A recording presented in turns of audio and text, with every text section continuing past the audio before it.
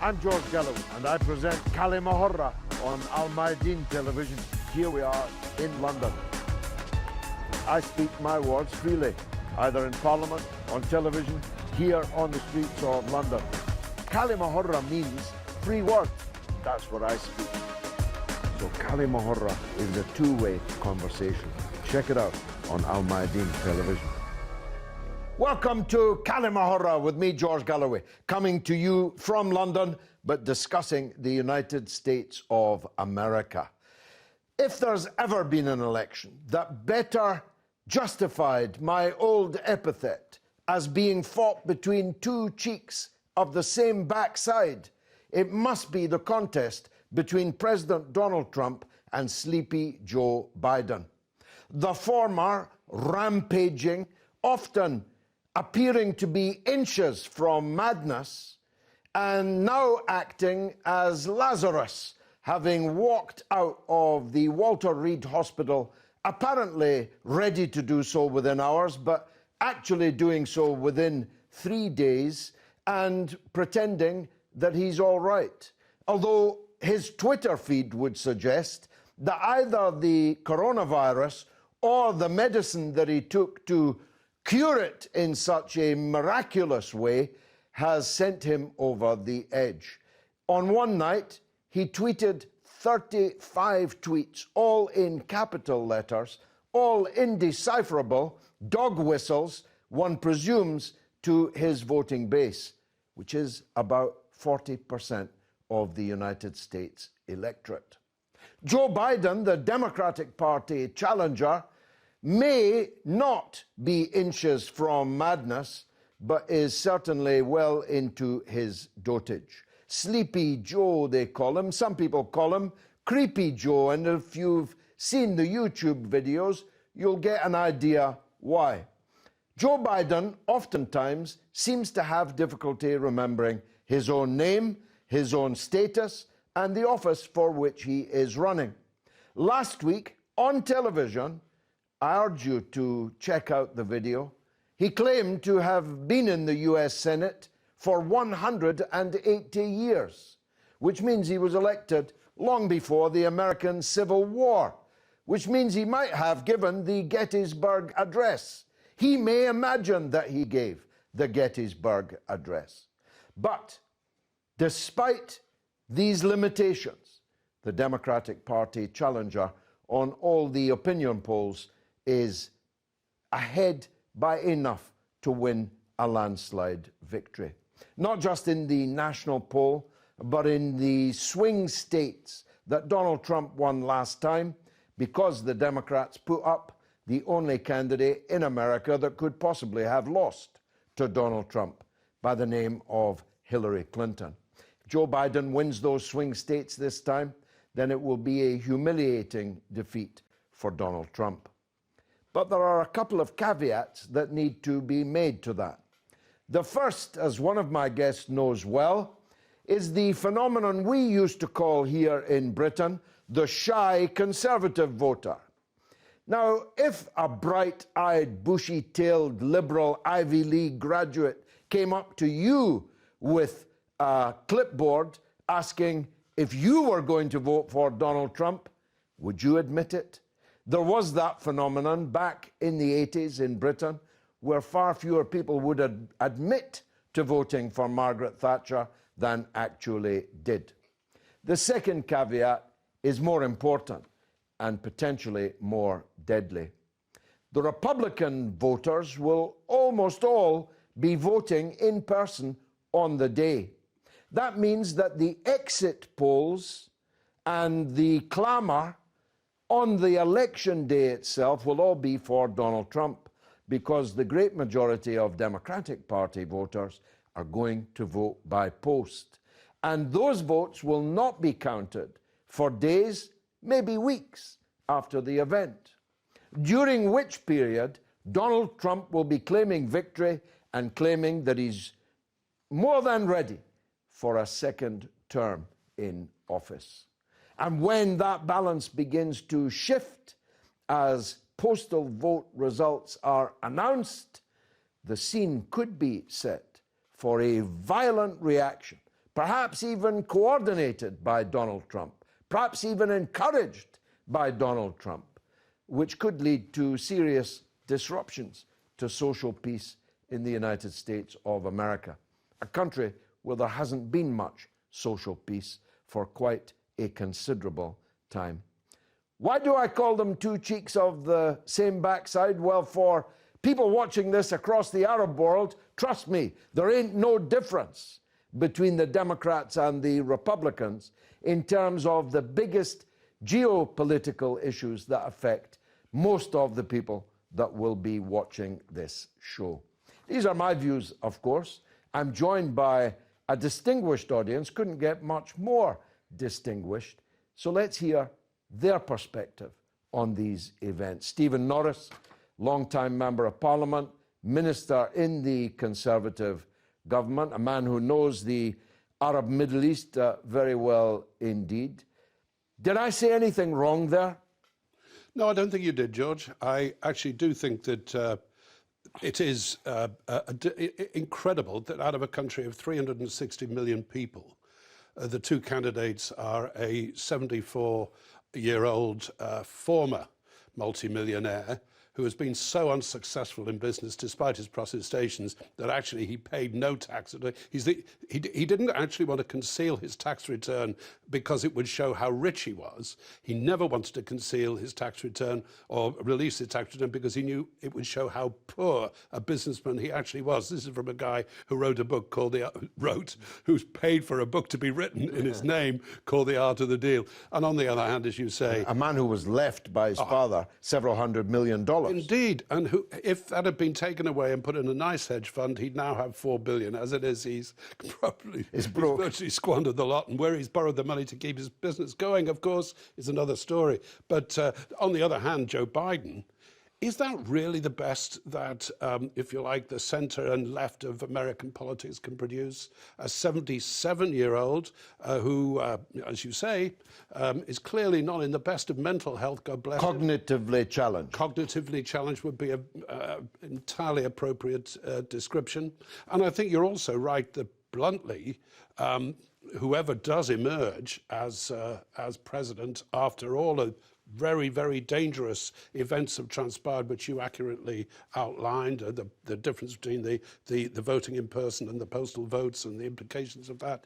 I think in terms of attitudes to the Middle East, frankly, it's two sides of the same coin. I thought I'd be slightly more polite in my analogy, but you're bang on the money. Jonathan Fryer, distinguished writer, broadcaster, Liberal Democrat, presumably leaning politically more towards Joe Biden, or at least to his party. Did you recognize the picture I painted? To a degree, but not entirely, as you would expect, George. And it's interesting, of course, that according to a recent opinion poll, all the parties in this country, apart from the Brexit party, are hoping for Joe Biden to win, even though he has certain shortcomings. I wouldn't agree that they're two sides of, or two cheeks of the same backside, though. I think Donald Trump is unbelievably awful to a degree that Joe Biden isn't. I don't think Joe Biden is an awful man. I don't think he's an immoral man. I don't think he is a liar, all of which are apt to describe Donald Trump. Certainly Joe Biden's performance in some of the not only in the one debate that's happened so far, TV debate, and also in interviews, has not been performing magnificently. And it is astonishing, as Steve said, that out of the American public, they couldn't find anyone better than that. But I suppose some of us will be hoping that if he does win, and we hope he will win, that maybe at some stage he will stand aside and Kamala Harris will take over. I think is a much more impressive... We know nothing, though. But she's a much more impressive. She's a much more impressive figure, and also, of course, we have to remember, although it's often said the US president is the most powerful man in the world, it's not actually true. There are limits on the power of the US president, and what's really important is who are the team behind him. On the issue of the Middle East, though, I also would disagree on that, because I do think that Joe Biden is less bad than Donald Trump. We can certainly be assured that he will back Israel. He's already made that very clear in the Israel-Palestine dispute. However, there is considerable hope in the European capitals, London, Paris, Berlin, that he could be much more positive on the Iran nuclear deal. As we know, Donald Trump has put an atom bomb underneath the deal, but if Joe Biden wins, I think he will very likely consider this much more favourably, and that would be a really good thing, obviously for Iran, but for Middle East peace as well. Ahmed Caballo, up-and-coming prize journalist, broadcaster, and welcome guest on the show. Isn't it really a question of manners, that Donald Trump has no manners, that he's as vulgar, a kind of archetypal Texan? He's not a Texan, but he might as well have a cowboy hat and big boots on, brash, ignorant, I mean ignorant in every respect, including literally. Isn't it really the case that that's the only difference between the two men? Because although Jonathan says that Joe Biden paints him as a kind of respectable figure, in fact, in terms of allegations of corruption, allegations of personal bad behavior towards women and girls and so on, his record is actually as checkered as Donald Trump's. He's just not so upfront and obviously offensive and noxious. Of course, and that's what worries the US establishment. Donald Trump is the face of US empire with its mask pulled off, and they want to conceal that mask. They don't want us to see the nature of the beast. Now, to compare what Trump would do and what Biden would do for the Middle East, we have to look at what Trump's done in his first 4 years and what the Obama administration did in its first 4 years. Let's not forget, 2011, they waged away the war on Libya, the most prosperous African country at the time, that's been decimated, and the legacy of that decimation we can still see today. They also supported a covert war in Syria, supporting the most militant Takfiri terrorists in order to overthrow Bashar al-Assad. Yes, yes, Trump has ripped up the Iran nuclear deal. Yes, he's tried to enforce this so-called deal of the century, which has basically ripped up the so-called two-state solution. Yes, he's ramped up sanctions in Syria, in Venezuela. So they have their positives and their negatives. Biden surely would go back to the negotiation table in terms of the JCPOA. He appears to not take as aggressive approach when it comes to sanctions, which do kill just as many people in some ways as the bombs that get dropped from the sky.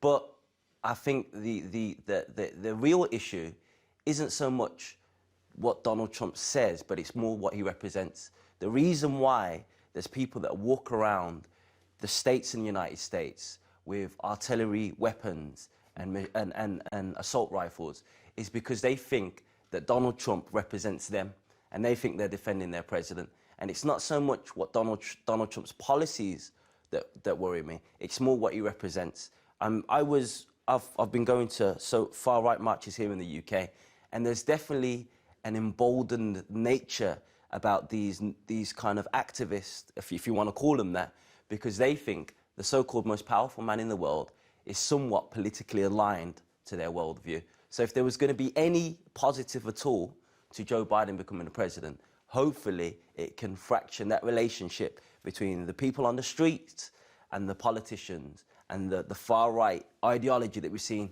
on the comeback. Let's hear from Professor Inderjeet Parmar.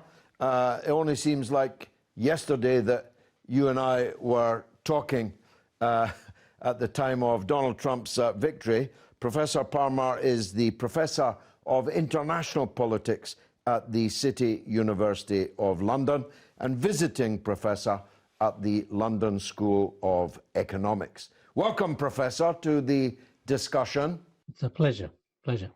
Trump's impact, coronavirus, COVID-19, these are extraordinary events by anybody's standards. Does that make this election more significant than others that you have covered? No, I think On balance, I think this is a very, it's an exceptional election.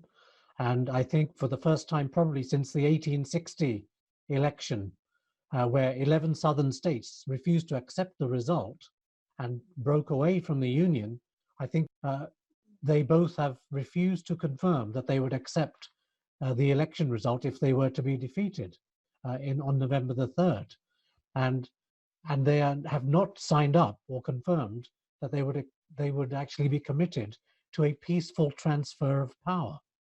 So in that regard, I think the stakes in the election are very high, and President Trump has on numerous occasions said that any result in which he is defeated must be fraudulent. And that has got to be down to the mail-in ballots, which he argues are rife with fraud, and he's urged his supporters to go in person to vote on November the 3rd. And he is fully aware that the majority of Democratic voters have said that they're going to vote by mail-in ballots. So he's basically trying to suggest that any result in which he loses is a fraudulent result, is a rigged election, a stolen election. And on that basis, it suggests there's going to be a very chaotic kind of a few weeks, if not longer, after November the 3rd. So it makes it a standout election in those respects. Professor, what has changed over the last 4 years? President Trump has said he's called on people to come out and be poll watchers. There's a website, Army for Trump, of poll watchers and so on, which is recruiting thousands of people. He's praised the person in Wisconsin, in Kenosha, Wisconsin, who shot and killed 2 people and wounded others, as restoring law and order, and so on. So I think there's going to be a very volatile situation in which I think there will be the presence of armed groups and people. And we must remember also that police forces and sheriff's departments around the country have often welcomed these armed men and women to support the police against peaceful protesters and so on. So I fully expect that there will be the presence of armed militias and so on that day. And I think the other thing, of course, is that back in the late 70s, early 80s, the courts banned such private Republican Party initiatives to recruit such poll watchers because they had been intimidating voters in those elections. And that order by the court expired in 2018. And since that's expired, the Trump administration and the other Republicans have basically openly been asking for more and more of that kind of poll watching support. So yes, I think it's a very volatile situation. There were 29 candidates running for the Democratic nomination, and the best they could come up with was Joe Biden. How on earth did that happen? Well, the Democratic Party is basically a center-right political party. It has shown in 2016 and also in the 2020 primaries that it basically hasn't changed from what it was and historically has been really in the last 40 years, 30 or at least 30 years. So it's a right-wing party. It organized a big campaign to defeat the left, particularly Bernie Sanders, and Biden emerged as the least divisive other candidate. And quite frankly, he represents the kind of traditional corporate politics of the Democratic Party, which has dominated it as well.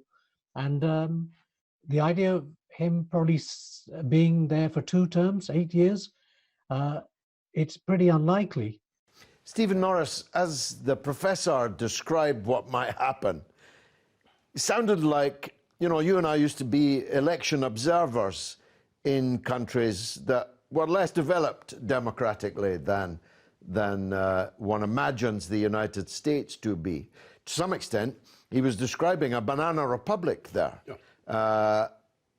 It's easy to dismiss that as scaremongering, but given the events of this year in the United States already, on the Black Lives Matter and police killings and so on, it's not really fanciful, is it?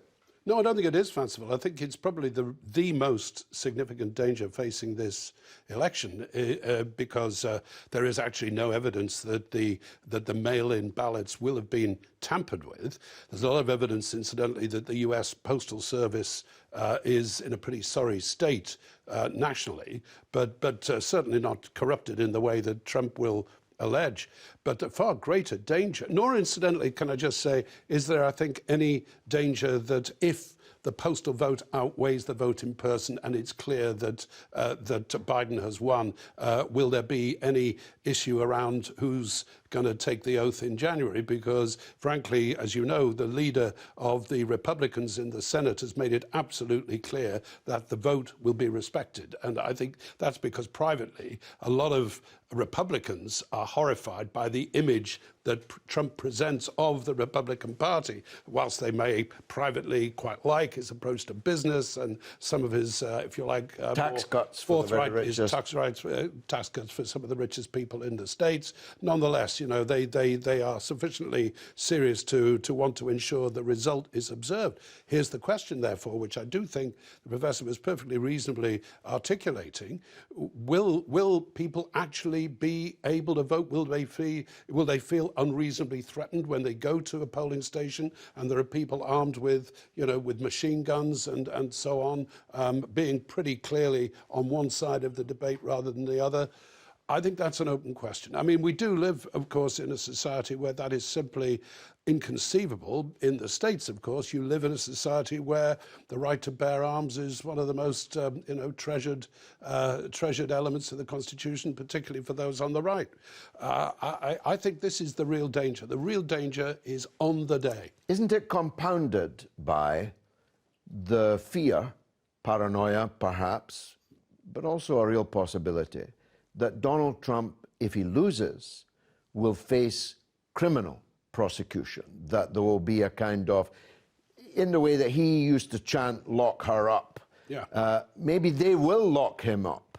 And therefore, to some extent, he might have nothing to lose. Oh, I don't think he has anything to lose, because you're absolutely right. I mean, apart from his private conduct, if you like, which incidentally I have to say is in a different category from allegations against Biden.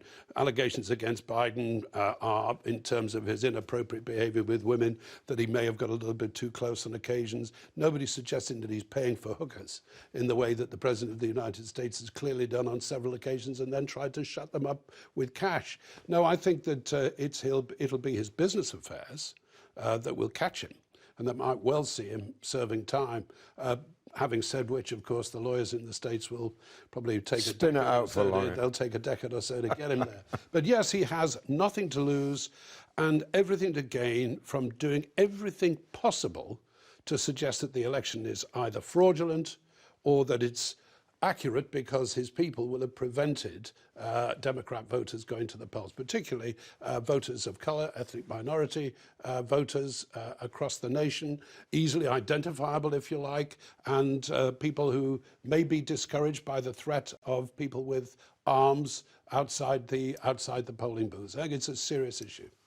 Much more of this in the second half. Stay tuned.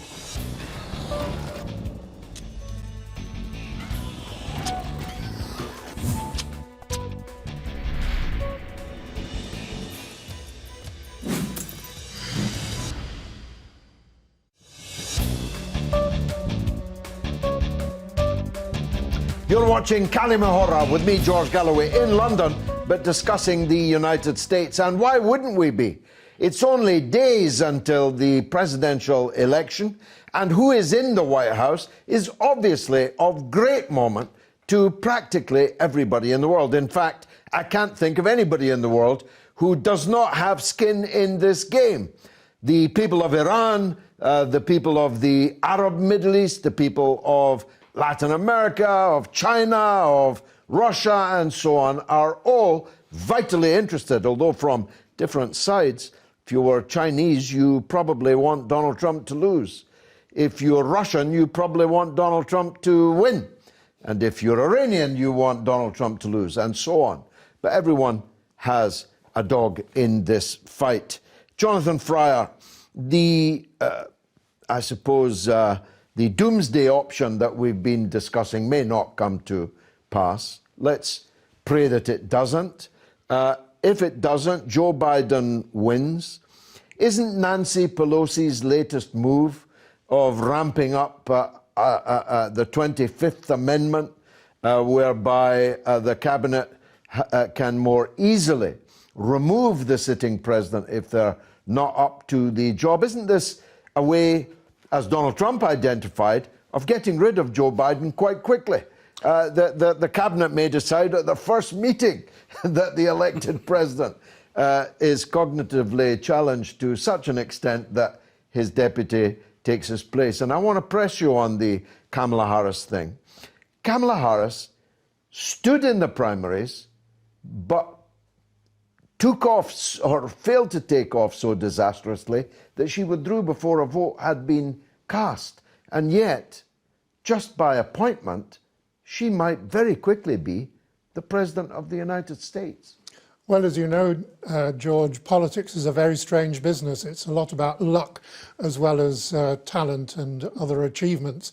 And indeed, Kamala Harris now being the vice presidential candidate with possibly an eye on the top job in the end is all about luck, basically.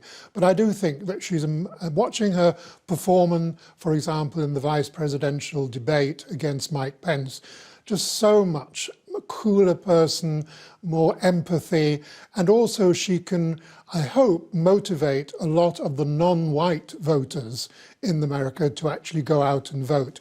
Because I think this is a really critical point about this election. Trump will motivate the rednecks, and all of the other white conservatives will go out and vote for him, apart from some Republicans who are so disgusted with him that they said they'll back Biden. The problem will be how many of the Hispanics and African Americans will also go out and vote, because their voting record is often much lower and it needs someone to motivate them, as Barack Obama did, certainly particularly in the first election when he stood. And so that, I think, Kamala Harris will be good for that. As for Nancy Pelosi, I think it's right that they've taken out this sort of insurance policy. And although, yes, to a certain extent, it's looking forward to have something so that if Joe Biden, for some reason, does become less capable to perform the action, then it's easier to get rid of him. But I think it's also looking back to Trump and wish we had that in place and people took it seriously, because perhaps it would have been a move to get rid of him once he started showing not dementia, but a degree of madness. Unhinged. I think some of Donald Trump's behaviour is literally unbelievable. You cannot believe that the President of the United States is talking like that, is acting like that. He put out a tweet the other night, which he subsequently was taken down, saying, "My cure for COVID was my own blood." My own blood. This is madness. My own blood is the vaccine. He maybe thinks he's Jesus rather than Lazarus. Yes. I was just going to make one thing, though. The 25th Amendment is unfortunately quite vague about what constitutes unfitness. Yeah. Actually, my view is Pelosi will not want Kamala Harris too quickly. They will set the bar quite high. If it's evident that Joe Biden literally is suffering from a seriously detrimental dementia, then I think the 25th Amendment would be accepted by all sides. I think the Democrats would be very happy to have Sleepy Joe in the White House as a nice, avuncular, pleasant old individual who can, touch. So if he can tie his shoelaces, walk and chew gum. As long as if he can't tie his tie, he might get away with it. He'll get away with it. Yeah. It's astonishing that we're having this discussion, isn't it? That the choices between this raging bull, Donald Trump, and this man who might be allowed to stay in office as long as he can tie his shoelaces, in the most powerful country, the richest country on the earth. How do you think we've got to this? Only in a country that has the class disparity, the race disparity of the United States could somebody like Donald Trump be elected as the president. Now, I think Chris Ross, a comedian, said a C-class student can be George Bush and become United States, but it takes a Harvard graduate no matter what you think about Barack Obama, who I'm not a fan of at all, it's clear he at least had the skills for the position of the job, the oratorial skills and so on. And the fact that Donald Trump, or Joe Biden for that matter, don't, it kind of shows that if you're rich, if you're white, if you've got the right connections, then the world is your oyster, quite literally. And it's quite an indictment of the US system. Now, a recent poll by Pew Research suggested that a lot of the people that are voting for Joe Biden, it was 19% for leadership skills, 59% because he's not Donald Trump. Again, another indictment of the system, that you don't go and vote for who you want to become the president of the United States. You go and vote for who you do not want to see sitting in the Oval Office. And it's scary because these decisions don't just affect, as we've discussed earlier, the people of the United States, but affect the whole entire world. And whoever sits in the office will definitely have an effect on Venezuela, on Syria, on Iran, on Palestine. So it's an important decision, and it's a real shame that the Democratic establishment did everything they could in their power to prevent somebody that had the skills, that was presenting a policy of real change, of economic reform, and they stopped him not once, but twice from being a Democratic nominee. Yeah, more fool him, though, for accepting it. I mean, I wouldn't have accepted it. Yeah. I would have said, all right, then I'm standing. Yeah. And the rest would be history. Let's hear from Michael Seifert from California, who's a German-Mexican American, originally from New York, documentary filmmaker, best known for the documentaries Rent a Rasta and Bye Bye Havana. Perfect. Michael, welcome to the show. My pleasure. Is this election the same as any other, or are we in new territory here? What has changed over the last 4 years? Well, I think it's the same, except for the fact that the gloves have come off a lot more than 4 years ago. You notice that the language has changed from "I hate you" to "I'm going to kill you." It's no longer a debate or a discussion on the civilized terms. It's like an ultimate fight club kind of situation now, where everything is allowed, low kicks and face punches and scratches. And it's not really pleasant to watch as a, political or election consumer, but that's what we got. Let me go back to this. I mean, because the big question in many people's minds is, why did the Democrats pick Joe Biden? Is he really a credible presidential candidate? It's tragic to even have to, answer the question, because who in his right mind would pick a person that is in such a bad, he's not a bad mental shape. He's just a really old person who's had a long life, and he should just be happy and go away. But this is what we got in politics. We always have the worst of two evils. We're not really looking at candidates, with the exception of Trump being sort of a renegade kind of character. But what we deliver people who we'd rather not have. We'd rather have better choices. And when you saw the Democratic ticket, the primaries, there wasn't much to go on. I mean, How are minorities reacting to this election, this peculiar dichotomy, Donald Trump or Joe Biden? Who are they backing in this election?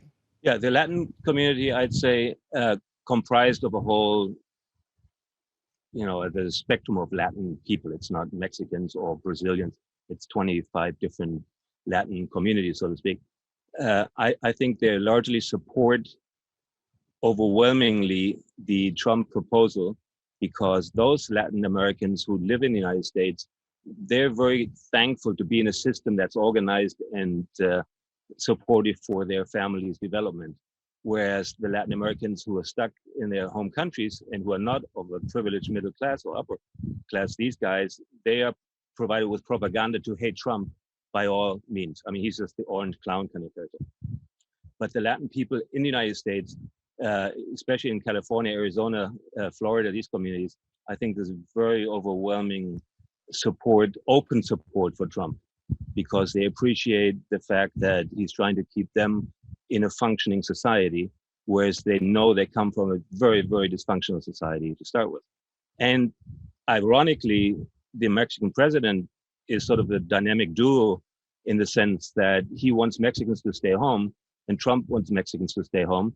So they get along really well in an odd sense, no?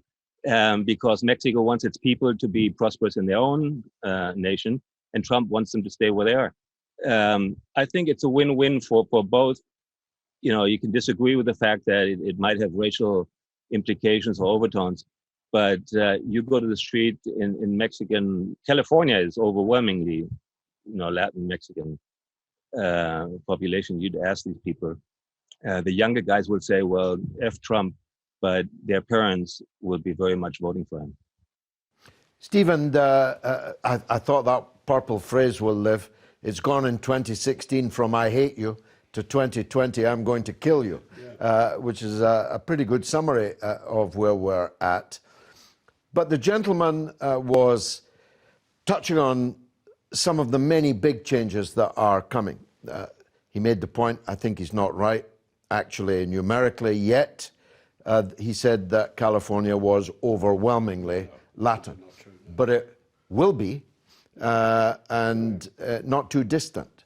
The United States will not be a predominantly white European country, probably within the next decade. That will presumably have some political implications. So I'd like your take on this. Is Trump just an aberration that will pass and the Republicans will go back to what they were? Or is Trumpism here to stay?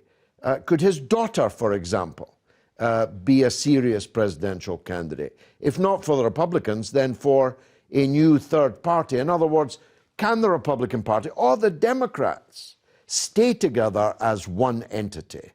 When Sanders was cheated, Biden is such a disappointment to the Bernie Sanders base. Trump has so embarrassed the traditional Republicans.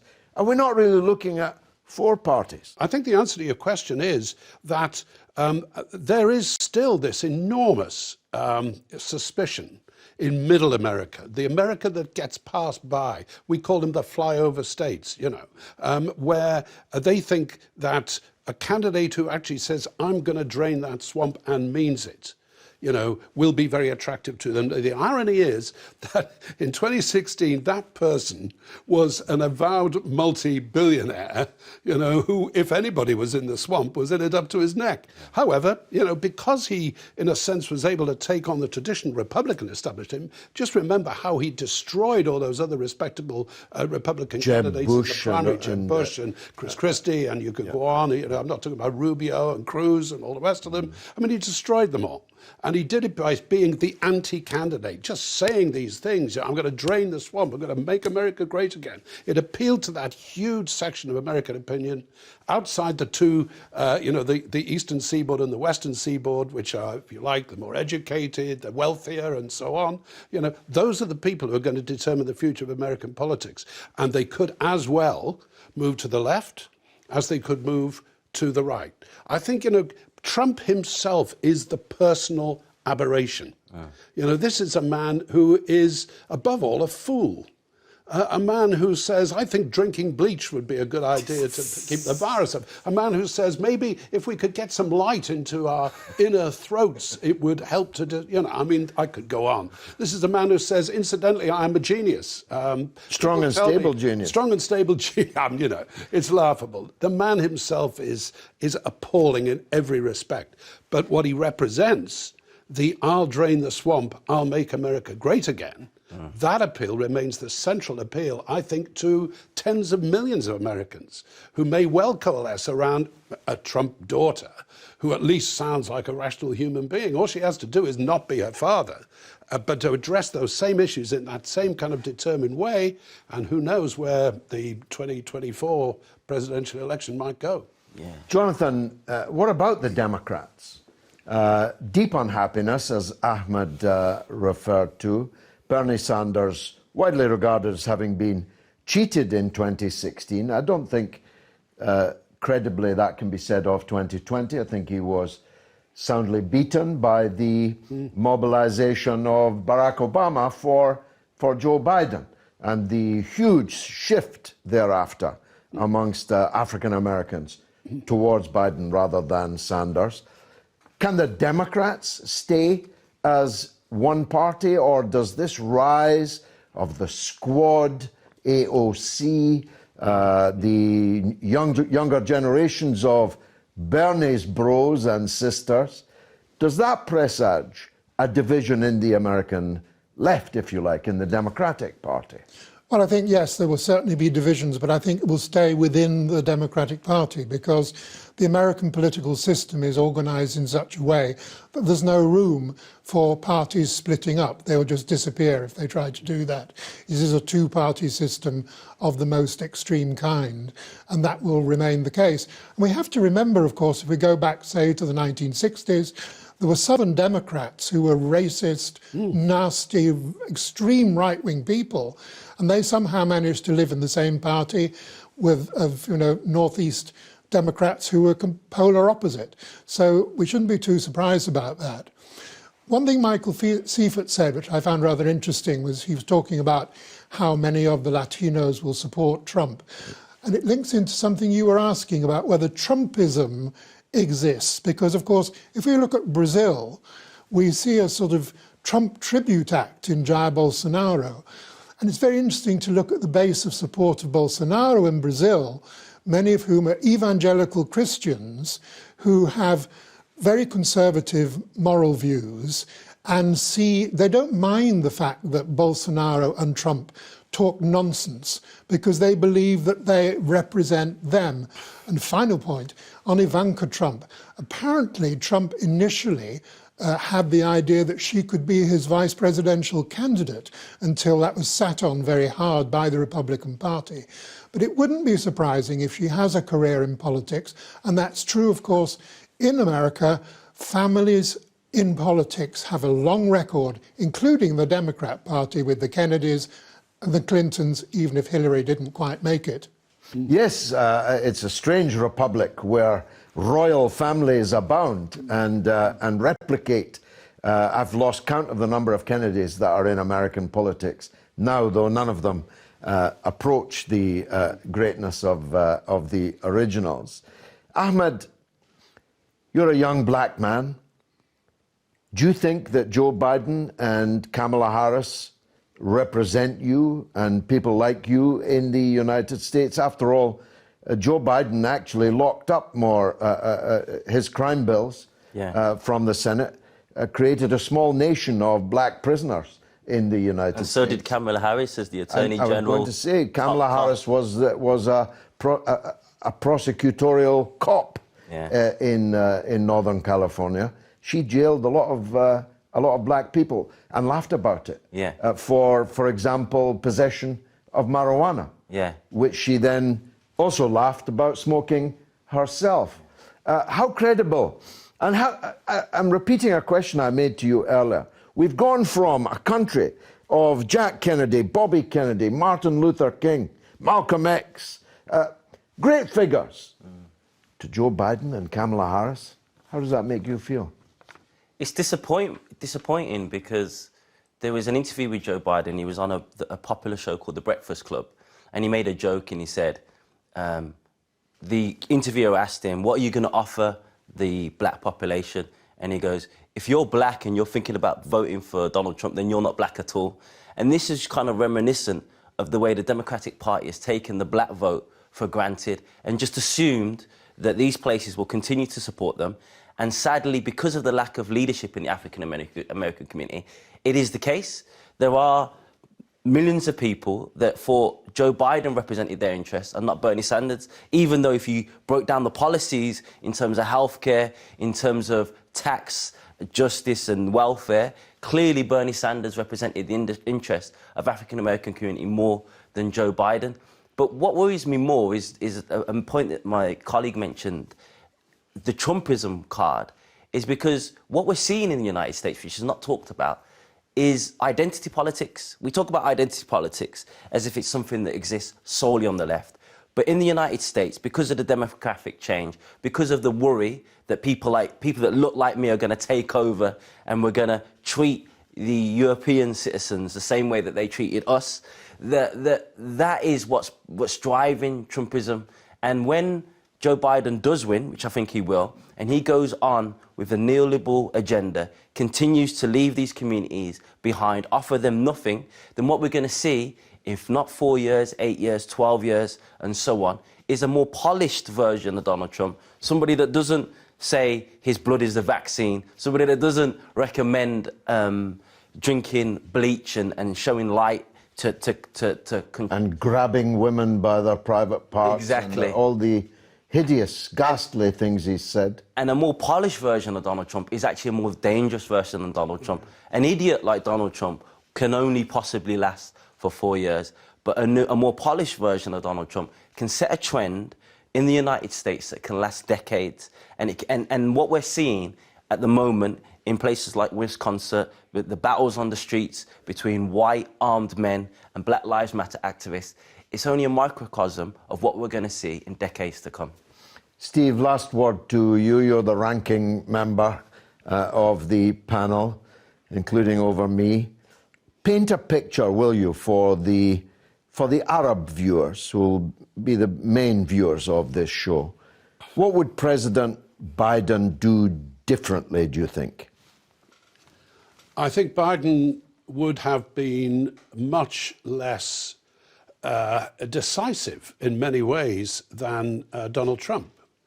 If you think of his very, very positive support of Israel at the expense of the Palestinians, if you think of his absolute indifference to the assassination of Soleimani in Iran, despite the potential divisions that might cause, if you look at his willingness to try to get the non-Iranian world aligned, including Israel, against Iran, this is, again, something that I suspect Joe Biden would simply not have had, if you like, that decisiveness, that inner belief in his infallibility, which of course is ironically, one of Trump's greatest sort of afflictions. I think the Arab world will face a much less certain future with Biden, because Biden represents the kind of consensus politics which would, for example, be indifferent to the condition in Syria, would be largely indifferent to the current Israeli-Palestinian standoff, would be more supportive of the UN-Iranian nuclear treaty, certainly, and of course... This will have an impact on Saudi Arabia, won't it? Indeed. Because Saudi Arabia, which has, or the ruling family, or at least the Crown Prince, has extremely close relations, not to put too fine a point on it, with Donald Trump and his family, his extended family. They will not like, the Saudis will not like Joe Biden, because he'll be, quote unquote, softer on Iranian issues. Presumably, he'd be rather more upset at, for example, the assassination and dismemberment of the US columnist Khashoggi.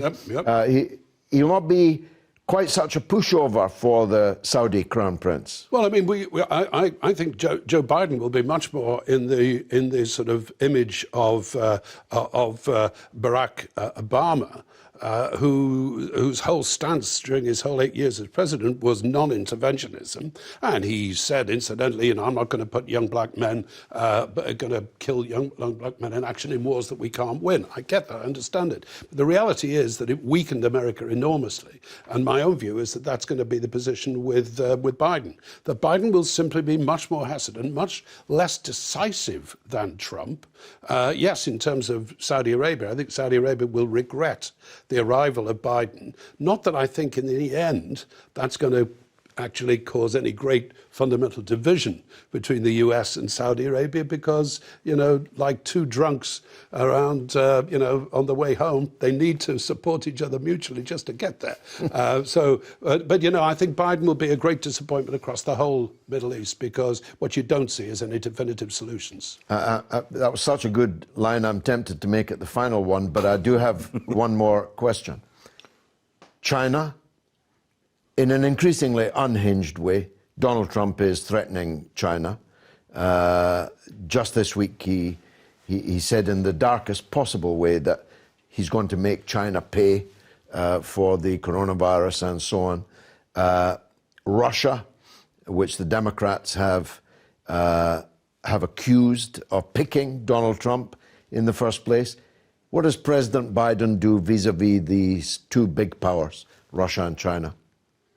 I think that, ironically, Trump's madness has had quite a calming influence on those countries who might be regarded as, if you like, the enemies of the free world, which, of course, in many people's eyes would be China, would be Russia, would be North Korea, and so on.